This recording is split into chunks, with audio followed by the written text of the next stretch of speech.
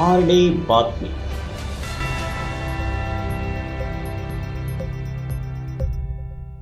नगर मध्ये या कोंबडी चोराने, या 1.5 फुटाने, या नालायक माणसाने जे वक्तव्य केले की तुम्हाला मस्जिदमध्ये घुसून मारू, या वक्तव्याचा मी तीव्र निषेध करते.